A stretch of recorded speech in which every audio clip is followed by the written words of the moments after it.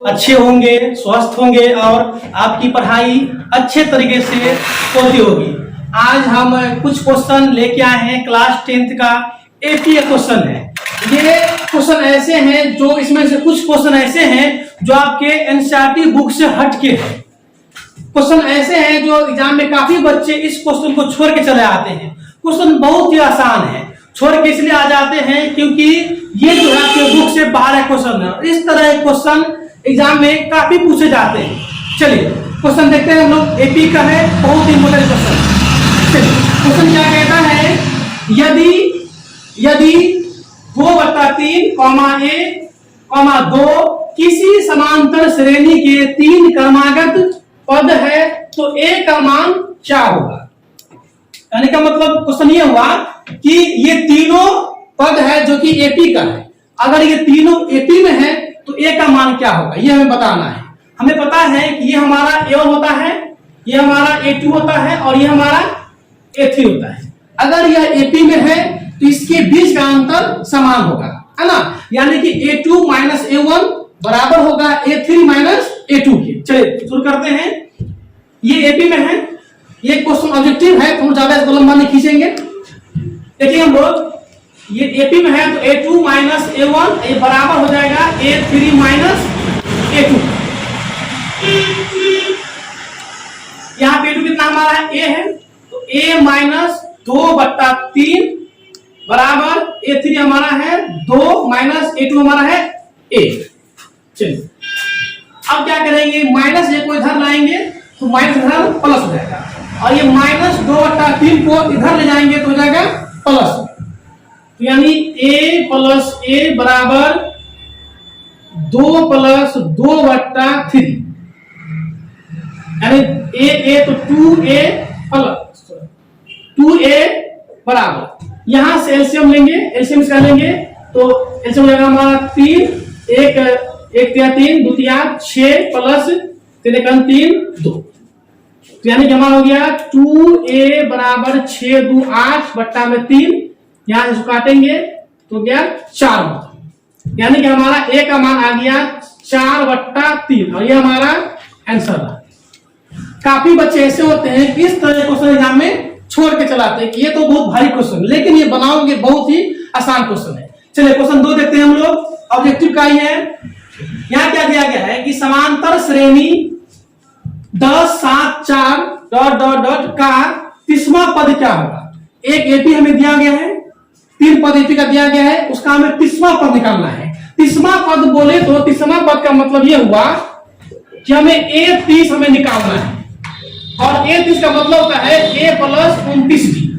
चलिए क्या क्या हमें दिया गया है, a हमें दिया गया है 10 और d का जो मान निकालेंगे तो क्या होता है, सामांतर जो हम निकालते हैं तो अगला पद माइनस पिछला पद, यानी कि 7 में से 10 घटाएंगे तो 7 में से अगर 10 घटाएंगे तो जाएगा माइनस में 3, यानी d का मान हो गया -3। हमें निकालना है 30वां पद, यानी कि a30 हमें निकालना है। हम लोग जानते हैं कि a30 बराबर a प्लस 29d, यानी कि a प्लस 29d। ये तो हमारा 10 है तो 10 प्लस 29 गुना में d का मान है -3 तो -3, यानी कि 10 प्लस माइनस माइनस और 29 दिया 87,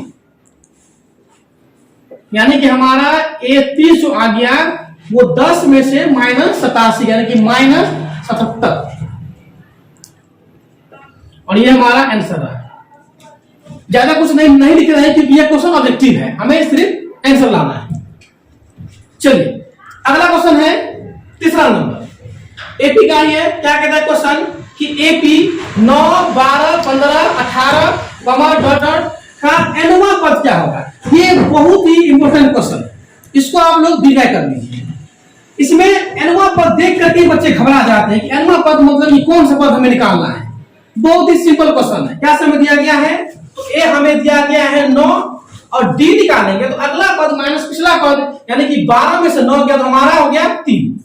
हमने क्या nवां पद निकालना। nवां पद का मतलब होता है कि हमें an हमें निकालना है। nवां पद का मतलब हुआ है कि हमें an निकालना है और हमें पता है कि an बराबर फॉर्मूला होता है एपी का ही है कि a plus n minus 1 into D. अब जो भी हमें दिया गया उसका मान यहां पर बैठा दें। क्या क्या हमें दिया गया? a का मान दिया गया हमें 9 प्लस n का मान हमने नहीं दिया, n को n ही रहने देंगे, तो n माइनस 1 इंटू डी का मान हमें दिया गया है 3 हो गया। इसको हल करेंगे हम लोग, तो 9 प्लस यहां से गुना करेंगे, तो 9 से गुना करेंगे 3n प्लस माइनस माइनस 3 कम 3, यानी कि 9 में से 3 गया तो 6 प्लस 3n, और ये हमारा आंसर रहा है। दी हुई मतलब कि इस एपी का एनवा को जो हमारा रहा वो रहा 6 प्लस 3n। काफी बच्चे यही देख करके छोड़ देते हैं। चलिए क्वेश्चन आगे देते हैं हम लोग। चौथा क्वेश्चन एपी का ही है। क्वेश्चन है √2, √8, √18, √32 डॉट डॉट डॉट का सामांतर क्या होगा? बच्चे ऐसे डर जाते हैं, रूट देख करके ही वो हट जाते हैं बच्चे। अरे सवाल तो बहुत भारी है, लेकिन सवाल एक बहुत ही आसान। हम लोग क्या करेंगे, जितने भी रूट में उसको पहले रूट से बाहर करेंगे, हम लोग जो बाहर होने को बाहर करेंगे। काफी बच्चे क्या करेंगे कि √8 में से √2 गया तो √6, लेकिन ये बिल्कुल गलत है। चलिए देखते हैं, यहां हमें डी का मान निकालना है। तो ये अगर एपी में है तो जब पूछ दिया कि सामांतर क्या होगा, इसका मतलब ये एपी में है। एपी में है तो ये अगला पद माइनस पिछला पद, यानी कि √8 में से घटाएंगे √2। अब इसको डायरेक्टली घटाएंगे। हमें पता है कि √8 को लिखेंगे, 8 को जब तोड़ेंगे हम लोग तो जाएगा 4 2, यानी कि हम 8 को लिख सकते हैं √8 लिख सकते हैं 2√2, यानी कि 2√2 माइनस √2, यह हमारा डी का मान हो जाएगा। अब यहां देखिएगा कि 2√2 में से 1√2 गया, यानी कि बचा 1 रूट, यानी कि डी बराबर हो गया हमारा √2, और ये हमारा आंसर। बच्चे रूट देख करके ही डर जाते हैं कि अरे ये सवाल तो बहुत भारी है। चलिए क्वेश्चन नंबर एपी का ही 5वां है। क्या कहता है, किसी एपी का nवा पद 5n-3 है तो दूसरा पद क्या होगा? दूसरा पद क्या होगा, ध्यान दीजिए। क्वेश्चन 5वां है, बहुत ही आसान सवाल है। हमें क्या दिया गया, nवा पद हमें दिया हुआ है। nवा पद का मतलब होता है कि हमें n दिया गया है, तो n हमें दिया गया है कितना, 5n-3, तो 5n-3। ये क्वेश्चन जो है आपका, ये आपके बुक का नहीं है, ये एक्स्ट्रा क्वेश्चन है, लेकिन एग्जाम में कितना मार्क पूछे जा चुके हैं, इसीलिए क्वेश्चन को हम खोज के निकाले हैं और इसको आपके पास दे रहे हैं। क्वेश्चन है nवा पद इतना दिया हुआ है, दूसरा पद क्या होगा? दूसरा पद मतलब कि हमें a2 पूछ रहा है, a2 क्या होगा? तो n हमें दिया हुआ है, हमें पूछ रहा है कि a2 क्या होगा, a2 हमारा क्या होगा?